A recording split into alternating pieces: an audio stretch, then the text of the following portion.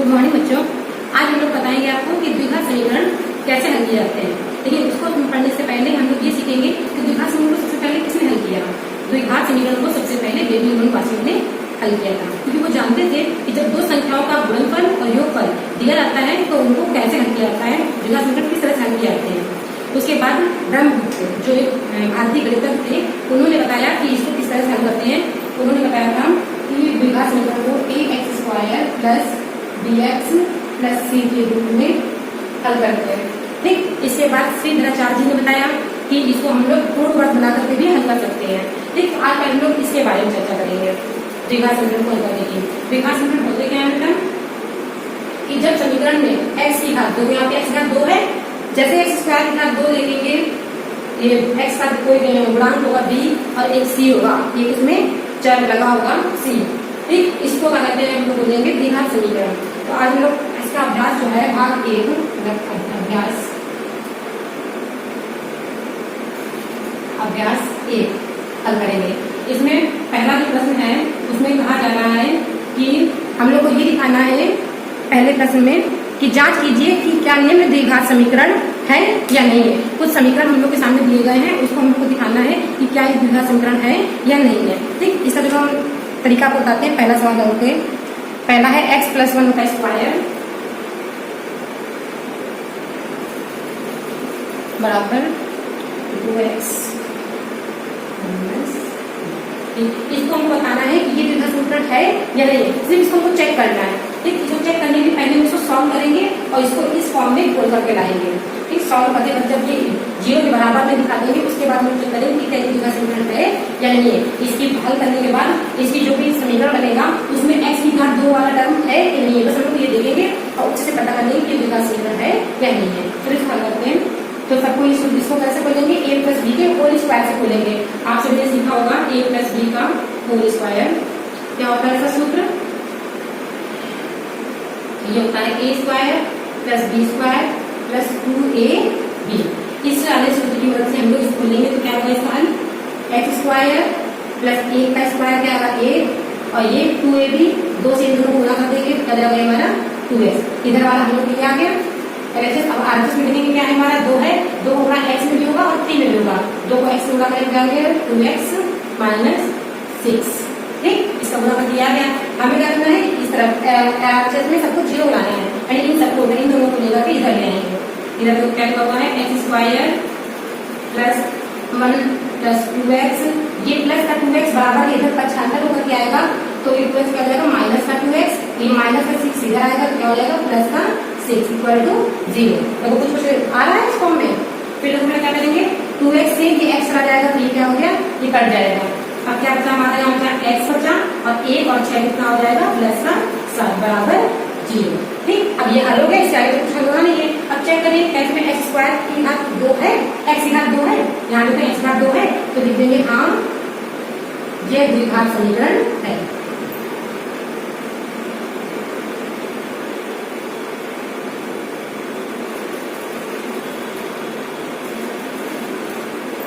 Check हो गया।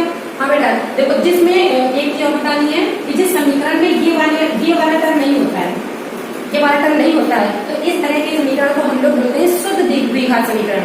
ये हमारा हो गया शुद्ध द्विघात समीकरण। तो अगर हमारा समीकरण इस फॉर्म में आता है तो ये होता है हमारा मिश्रित द्विघात समीकरण। ठीक, तो ये हमारा कैसा निकल गया है, शुद्ध द्विघात समीकरण निकल गया है। ठीक, अब इसमें देखो मैम, अब दूसरा वाला सवाल है इसका। पहला वाले का फर्स्ट पॉइंट ये हो गया, दूसरा वाला कैसा है, दूसरा है x² - 2x बराबर -2 b - x। ठीक, अब इसको चेक करेंगे कि क्या ये द्विघात है या नहीं है। ठीक, फिर बताते हैं इसको x² - 2x = इसका गुणा करेंगे तो क्या है 6, ये माइनस है, माइनस आ गया तो माइनस माइनस ये प्लस हो गया और ये 2 का गुणा x से करेंगे तो आ जाएगा हमारा 2x। अब इन दोनों को उठा के इधर लाएंगे तो क्या हो जाएगा, ये x² - 2x माइनस का 6 इधर आएगा तो हो जाएगा हमारा प्लस का 6 और प्लस का 2x इधर आएगा तो क्या होगा माइनस का 2x = 0। अब देखेंगे बेटा ये x² आ गया माइनस का 2x इधर आएगा माइनस का 4x और ये हो जाएगा प्लस का 6 = 0। देखो ये आ गया इस फॉर्म में, ये हमारा हो गया a, मान लो यहाँ पे a1 बी आ गया 4 माइनस का और सी हो गया प्लस का 6। ये हमारा बिल्कुल इस फॉर्म में आ गया। तो ये हो जाएगा ये भी, हाँ ये भी द्विघात समीकरण है।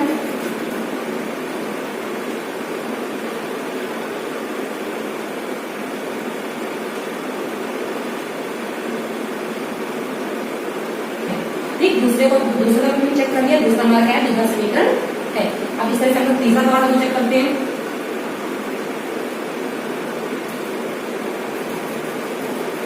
तीसरा वाला क्या है, x माइनस 2 x प्लस 1।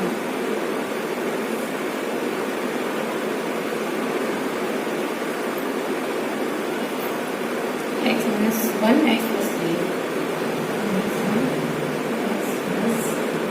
अब इसको चेक करना है कि क्या ये द्विघात समीकरण है या नहीं है। तो फिर इसको हम लोग ओपन करते हैं। तो इसमें क्या करेंगे, पहले गुणा करेंगे, इन दोनों को गुणा करेंगे, इधर इन दोनों को गुणा करेंगे। तो x का x से गुणा होगा तो क्या आ जाएगा हमारा x स्क्वायर। इसमें गुणा हो जाएगा तो माइनस का 2x। अब प्लस 1 का गुणा करेंगे यहाँ पे तो हो जाएगा हमारा प्लस का x और ये हो जाएगा इसका गुणा करेंगे तो जाएगा माइनस का 2 बराबर 0। फिर इधर गुणा करेंगे x गुणा कितना जाएगा x स्क्वायर। x गुणा 1 से करेंगे तो माइनस का x। 3 का गुणा करेंगे तो जाएगा प्लस का 3x और प्लस के 3 का माइनस के 1 से गुणा हो जाएगा तो माइनस का 1। ठीक, ये गुणा कर लिया। अब क्या करेंगे, पंचांतर करेंगे इस बराबर के इस तरफ सारी संख्या को लेकर आ जाएंगे। तो क्या हो जाएगा, इधर हमारा x square minus 2x plus x, sorry इसको हल करेंगे थोड़ा सा। देखो 2x में से 1x चला जाएगा तो यहाँ पे क्या जाएगा x और ये हो गया माइनस का 2। ये प्लस x स्क्वायर कराएगा तो माइनस का x स्क्वायर हो जाएगा। यहाँ पे देखिए बेटा कि माइनस x है और प्लस का 3x है। तो 3 में से 1x चला जाएगा, यहाँ पे प्लस का 2x बचेगा, प्लस का 2x इधर आएगा तो माइनस का 2x बन जाएगा। इनको हमने घटा करके फिर पछाड़ किया है। ठीक, फिर माइनस का 3 बराबर 0। फिर देखो बेटा x स्क्वायर से ये x स्क्वायर कट गया, दोनों कट गए। फिर यहाँ पे देखिए माइनस का x माइनस का 2x हो जाएगा माइनस का 3x और ये माइनस 2 माइनस 3 माइनस का 5 बराबर 0। यहाँ पे चाहे तो माइनस बाहर ऐसे रख देते हैं। ठीक है, ये हो गया। अब इसको चेक करते हैं क्या ये द्विघात समीकरण है। यहाँ पे x का स्क्वायर वाला टर्म गायब है बिल्कुल से, तो ये हमारा x द्विघात समीकरण नहीं है। तो लिख देंगे इसमें नहीं, यह द्विघात समीकरण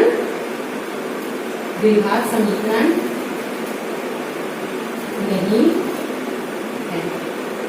ठीक, इसके बाद 4 नंबर पे आते हैं। इसके आगे के सब सवालों में ऐसे ही करना है। पहले वाले सवाल में ऐसे ही है, कितने सवाल दिए गए हैं, 9 सवाल दिए गए हैं। ठीक, 9 सवालों में हमको चेक करना है कि क्या ये द्विघात समीकरण है या नहीं है। बस हमको सॉल्व करते रहना है। लास्ट में जो सोल्यूशन आएगा, जो समीकरण आएगा, उसके बाद चेक करना है कि x स्क्वायर वाला टर्म है या नहीं है। अगर x स्क्वायर वाला टर्म है तो वह द्विघात समीकरण है, और अगर x स्क्वायर वाला टर्म नहीं है तो वह द्विघात समीकरण नहीं है। तो हमको ये चेक करना है। ठीक, तो इसका एक सवाल हम और बता देते हैं, उसके बाद बाकी सवाल आप लोग के होमवर्क के लिए जाएंगे। आप लोग करिएगा, फिर आपको व्हाट्सएप पे इसको शेयर कीजिएगा फिक्स। ठीक, एक सवाल और देखते हैं।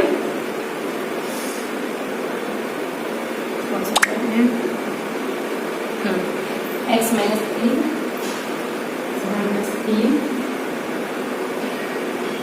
2x प्लस 1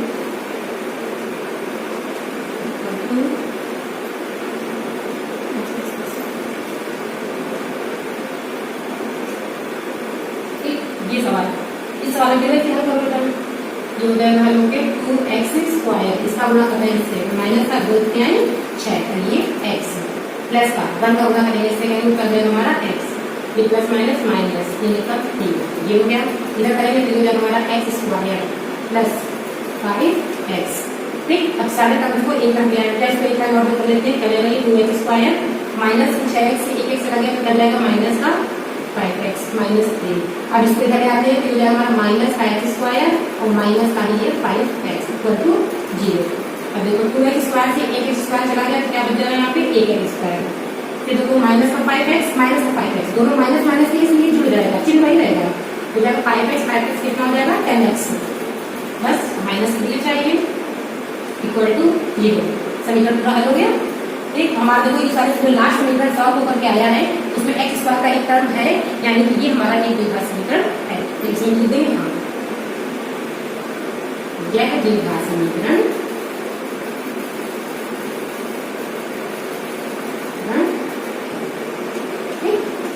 ठीक इसी तरह चेक करना है। और जो सवाल करने हैं आपको वो हम सभी फोटो खींच के भेज देंगे, बाकी सवाल आप लोग घर से कर लीजिएगा।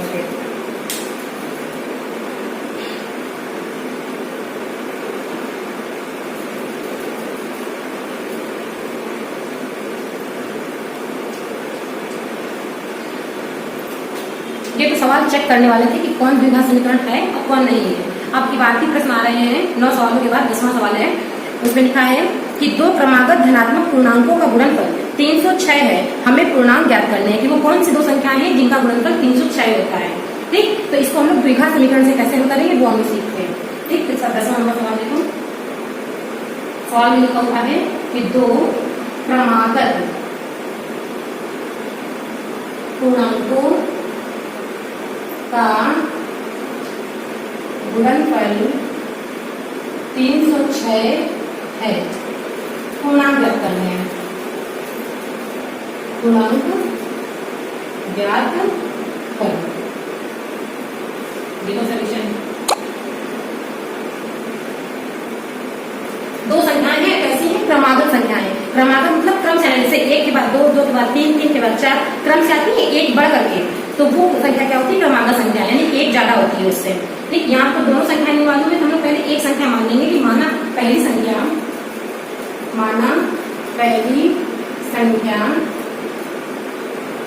में क्या मान ली? x। तो दूसरी संख्या क्या करेगी? दूसरी संख्या क्या करेगी?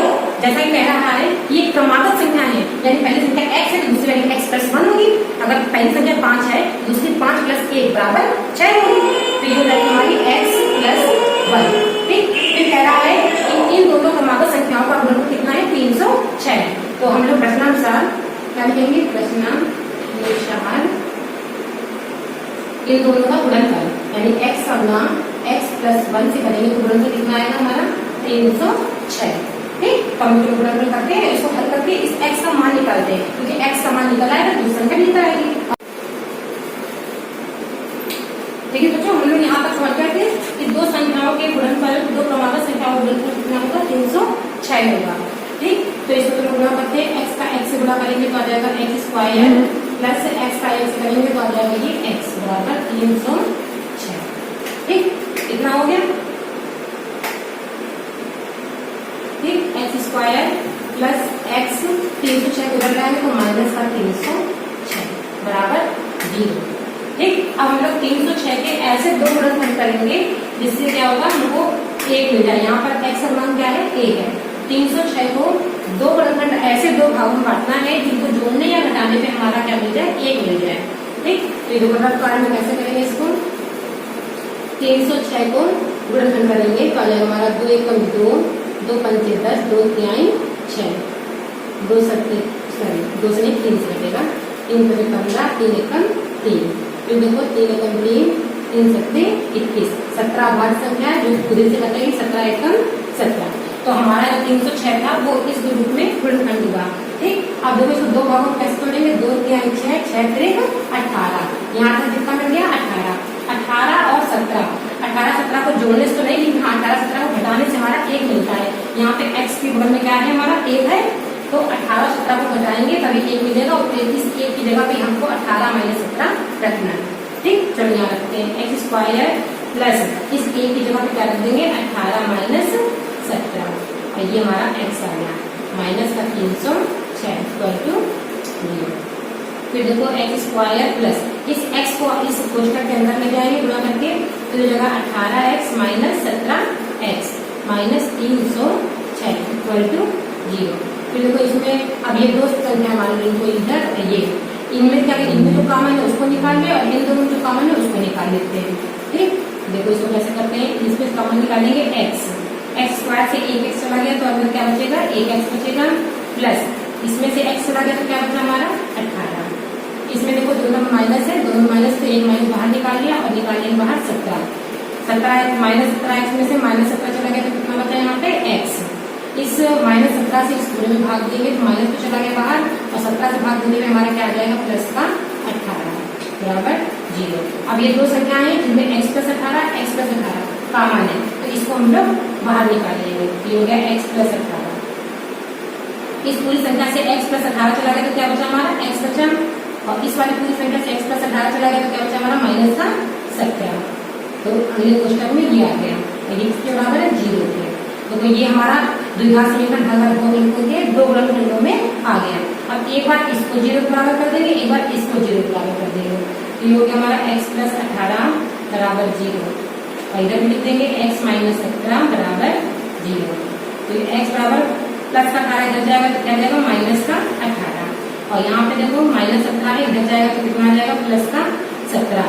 यहाँ पे x के दो मान प्राप्त हुए, क्योंकि x का दिया वाला मान क्या है ऋणात्मक है, निगेटिव है, तो ये अमान्य हो जाएगा, इसको हम लोग नहीं लेंगे। x का कौन सा मान हम लेंगे, x बराबर 17। ठीक, x बराबर 17 लेने पर x पहली संख्या क्या हो जाएगी 17 हो जाएगी, दूसरी संख्या हमारी क्या हो जाएगी x प्लस 1 बराबर 17 प्लस 1 बराबर क्या हो जाएगी 18, क्योंकि ये क्रमागत संख्या है। तो इस तरह से हमारी दो संख्या क्या निकल के आए, आंसर में आप लोग लिख सकते हो कि पहली संख्या 17 है और दूसरी संख्या हमारी क्या है 18 है। 17 और 18 को गुणनफल करने पर हमारा 306 प्राप्त होगा। ठीक है, तो ये सवाल इस तरह से हल होंगे। तो आज के लिए इतना करते हैं, बाकी